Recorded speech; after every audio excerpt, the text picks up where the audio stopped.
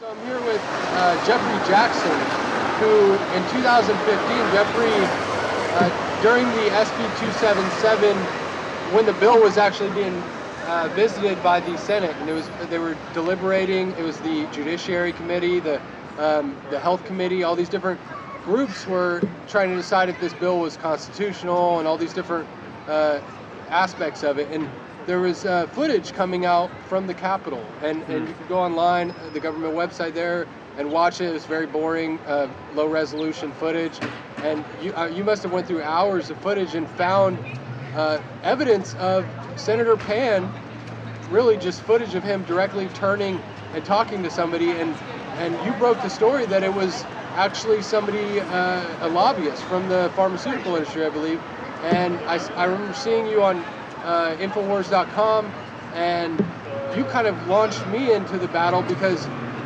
you pointed out that there were thousands of people, and I remember thinking, you know, I'm going to be a father soon, and I wasn't seeing it on the news, and I really wanted this story to get out. So I went out there with my camera and started covering it, and so you inspired me to take action as a private activist, and thank you for that.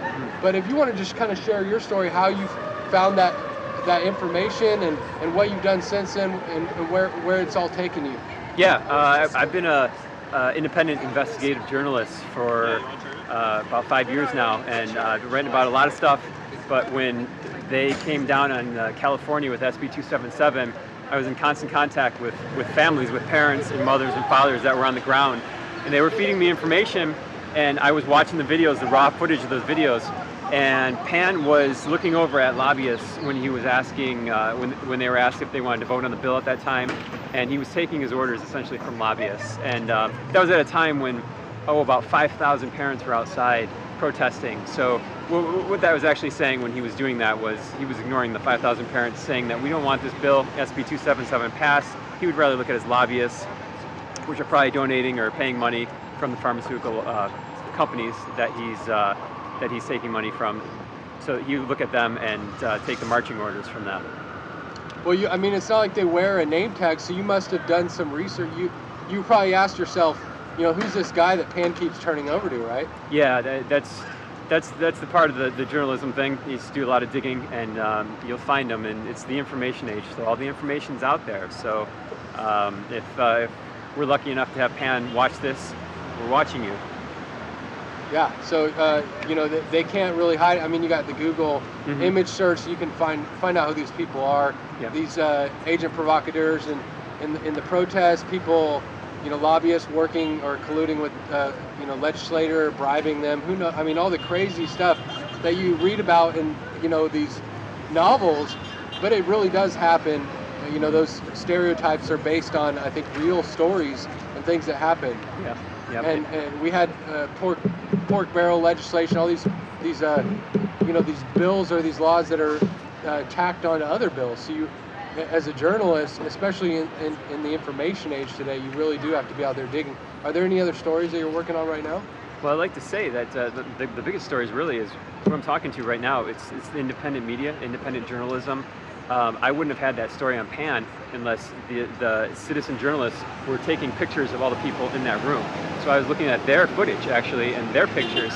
So it's the people that are recording this stuff in real time. We're trumping the mainstream media. So the mainstream media has become kind of irrelevant, and they're actually becoming, they've always been dangerous, but they're becoming very dangerous now because they're framing the stories around these vaccine issues. So it's the independent media, the writers and the voices and the camera people on the ground that are breaking these stories way before the mainstream can even spin them. So it takes the power out of their spin.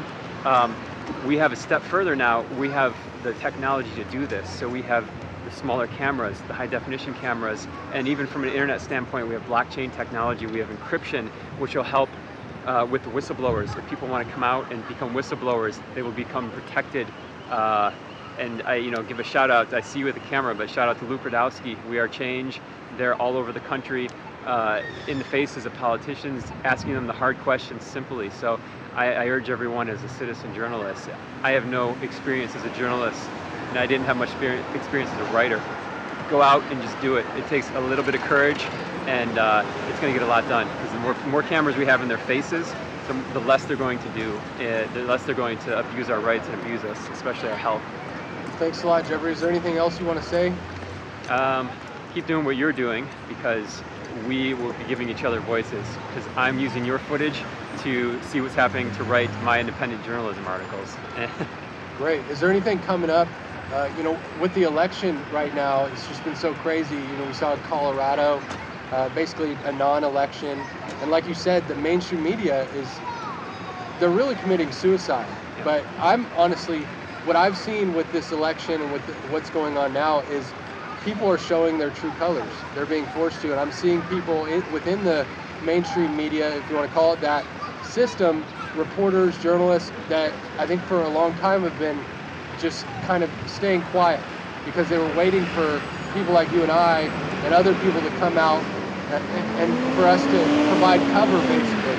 It takes a lot of people, I think, to go out there in harm's way before it becomes something that the rest of us feel comfortably doing.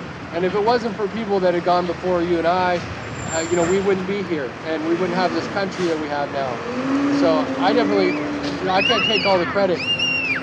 I want to thank the Luke Rudowskis and the Alex Joneses and all these other people who have really been trailblazers and made a path for you and I, and inspired me to take action. So thank you, and keep doing what you're doing, and hopefully we can talk again in the future. Yeah, we're standing on their shoulders. So thank you all for helping, and yes, all those names you mentioned inspired me to do what I'm doing to stand here. So thank you, and thanks to everyone else doing this out there.